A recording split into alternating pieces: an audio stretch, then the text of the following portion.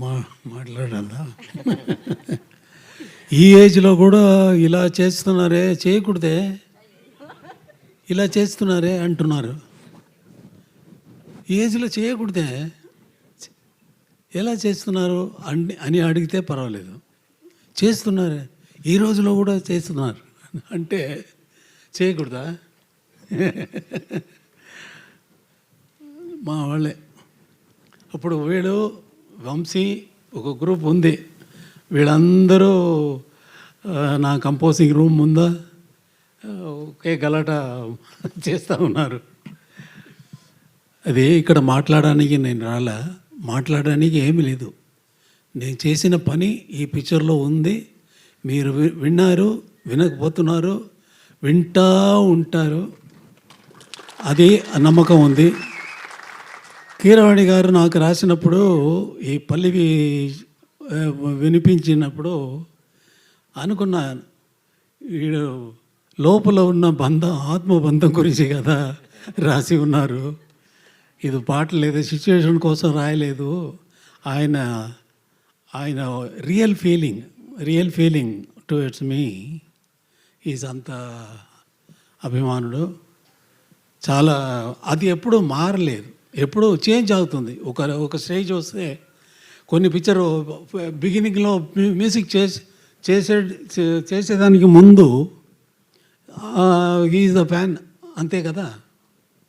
ఫ్యాన్గా ఉంది, తర్వాత పిక్చర్స్ వచ్చి పిక్చర్లో మ్యూజిక్ చేసి మ్యూజిక్ వల్ల పాపులర్ అయ్యి అయితే స్వభావం మారిపోతుంది. మారిపోవచ్చు, మారలేదు. ఆ రోజు ఎలా నాకు కనిపించారు first time I saw him in my room, composing room, ఎలా చూసానో అలాగే ఉన్నారు. ఒళ్ళుగా అది పర్వాలేదు. మనసు కదా, మనసు వల్ల కదా మనం మనుషుడు అయ్యాము కదా. అలాగే ఉన్నారు, అలాగే ఉండాలి. దేవుడు ఈ పిక్చర్కి ఆశీస్సులు అందరికీ, దీంట్లో పనిచేసిన, ఈ పిక్చర్లో పనిచేసిన అందరికీ నీ లాంగ్ లైఫ్, ఫేమ్ అని ఇవ్వాలని కోరుకున్నాను, అంతే. Thank you sir. సార్ ఒక్క ప్రశ్న సార్, అదేంటి అంటే మామూలుగా మాకు ఏ సందర్భంలో అయినా ఇళయరాజా గారి పాట పెట్టుకుంటే చాలా అద్భుతంగా అనిపిస్తూ ఉంటుంది. మనకి ఎలాగో Q&A సెషన్ ఉంది సార్ మీడియాతో. ఒకటే ఒక ప్రశ్న, Q&A ఉంది సార్, నాకు ఉంది. ఓకే, ఒకటే ఒక ప్రశ్న సార్, ఇళయరాజా గారు లాంటి సంగీత దర్శకుడు ఇచ్చిన పాటల్లో ఇళయరాజా గారికి నచ్చిన పాట ఏది? మీకు బాగా, ఇన్ని వేల పాటల్లో మీకు బాగా నచ్చిన పాట ఏది? ఫేవరెట్ సాంగ్ అంటాం కదా సార్, అలా ఒకటి రెండా? వేలు వేలు ఒకటనా రెండనా? నాకు ఇష్టమైన కాదు, నా వల్ల వచ్చింది కదా. నాకు ఎంత మ్యూజిక్ తెలుసు అనేది ముఖ్యం కాదు. మ్యూజిక్ నాన్న గురించి తెలిసిపోయింది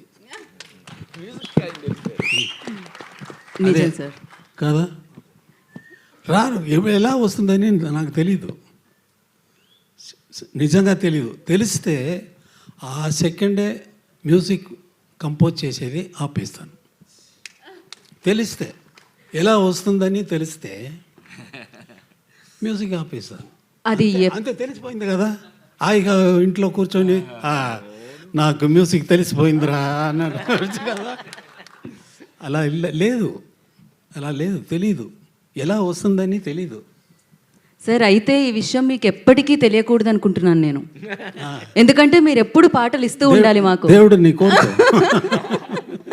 థ్యాంక్ యూ. ఇందాకే అన్నారు స్వామి స్వామి అని పిలుస్తాము అని చెప్పి, నిజంగానే ఆ స్వామి దర్శనం మాకు ఇన్నేళ్లకి వేదిక మీద లభించింది. Thank you so much. So మీ పాట ఎప్పటికీ మాతోనే ఉండాలి అని మనస్ఫూర్తిగా కోరుకుంటున్నాము. అయితే మనకి మీడియాతో ఒక చిన్న ఇంటరాక్షన్ ప్లాన్ చేశారు వీళ్ళు. ఓకే, యా, కాదు సింపుల్ గా ఏమన్నా ఆ, సింపుల్ గా సార్. సింపుల్ పాట గురించి, షష్ఠి పూర్తి గురించి.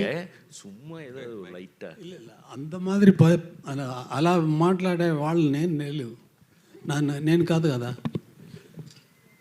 అలా ఇవ్వలేదు ఏమైనా. దాని ఫంక్షన్ కోసం వచ్చాను, రిలీజ్ కోసం. ఎప్పుడైనా నేను నన్ను చూసేవాళ్ళు రిలీజ్ ఫంక్షన్లో, ఆడియో ఫంక్షన్లో, ఏదైనా ఫంక్షన్లో చూసేవాళ్ళు ఉన్నారా? ఎక్కడైనా వెళ్ళానా? ఇక్కడ వచ్చానంటే కొత్త వాళ్ళు ఫస్ట్ టైంగా అటెంప్ట్ చేస్తున్నారు, వాళ్ళు ఎంకరేజ్ చేయాలని ఇక్కడ వచ్చాను.